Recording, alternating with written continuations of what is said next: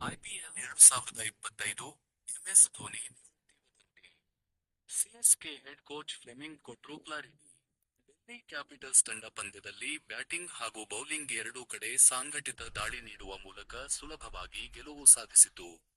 ಇನ್ನು ಪಂದ್ಯದ ಉದ್ದಕ್ಕೂ ಚರ್ಚೆಗೆ ಬಂದ ಪ್ರಮುಖ ಅಂಶ ಅಂದ್ರೆ ಅದು ಲೆಜೆಂಡ್ ಎಂಎಸ್ ಧೋನಿಯ ನಿವೃತ್ತಿಯ ವದಂತಿ. ಏಪ್ರಿಲ್ 5ರಂದು ನಡೆದ ಐಪಿಎಲ್ 2025ರ 17ನೇ ಪಂದ್ಯದಲ್ಲಿ ಚೆನ್ನೈ ಸೂಪರ್ ಕಿಂಗ್ಸ್ ಮತ್ತು Delhi capitals, Chennai super Kings versus Delhi capitals ತಂಡಗಳು ಎಂಎ ಚಿದಂಬರಂ ಸ್ಟೇಡಿಯಂನಲ್ಲಿ ಪರಸ್ಪರ ಮುಖಾಮುಖಿಯಾಗಿದ್ದು.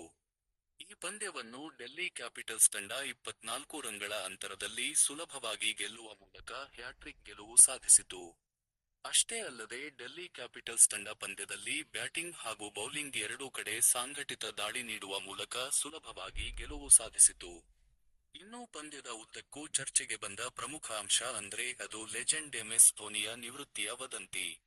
ಈ ವದಂತಿಗೆ ಕಾರಣವಾಗಿದ್ದು, ಧೋನಿಯವರ ಪೂರ್ತಿ ಕುಟುಂಬ ಕ್ರೀಡಾಂಗಣದಲ್ಲಿ ಕಾಣಿಸಿಕೊಂಡಿದ್ದು.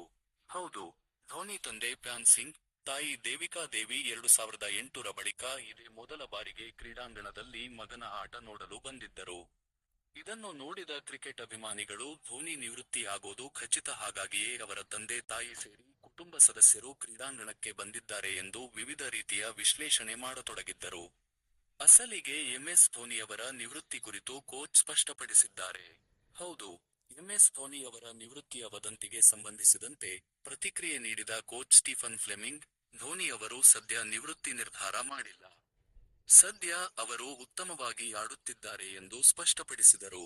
ಇತ್ತೀಚೆಗೆ ಧೋನಿ ನಿವೃತ್ತಿಯ ಕುರಿತು ಮಾತನಾಡಿದ್ದ ಅವರು, ನಾನು ಧೋನಿ ನಿವೃತ್ತಿ ಕುರಿತು ಏನನ್ನೂ ಹೇಳುವುದಿಲ್ಲ. ಅವರ ನಿವೃತ್ತಿಯ ಕುರಿತು ನಿರ್ಧಾರ ತೆಗೆದುಕೊಳ್ಳಲು ಅವರು ಸ್ವತಂತ್ರರು ಎಂದು ಹೇಳಿದ್ದರು. ಇಂದಿನ ಪಂದ್ಯದಲ್ಲಿ ನಿವೃತ್ತಿ ಊಹಾಪೋಹಕ್ಕೆ ಪ್ರಮುಖ ಕಾರಣ ಅಂದ್ರೆ ಅದು 2008ರಲ್ಲಿ ಸಿಎಸ್ಕೆ ಜೊತೆ ಮೊದಲ ಸೀಸನ್ ಆಡಿದ್ದಾಗ ಕ್ರೀಡಾಂಗಣಕ್ಕೆ ಬಂದಿದ್ದ ಅವರ ತಂದೆ ತಾಯಿ 18 ವರ್ಷಗಳ ನಂತರ ಮೈದಾನಕ್ಕೆ ಬಂದಿರುವುದು. ಅವರ ಜೊತೆಗೆ ಸಾಕ್ಷಿ ಹಾಗೂ ಜೀವಾ ಕೂಡ ಬಂದಿದ್ದಾರೆ. ಈ ಇಬ್ಬರು ಆಗಾಗ ಕ್ರೀಡಾಂಗಣಕ್ಕೆ ಬರುತ್ತಿರುತ್ತಾರೆ. ಇದೇನೂ ವಿಶೇಷ ಆಗಿರಲಿಲ್ಲ.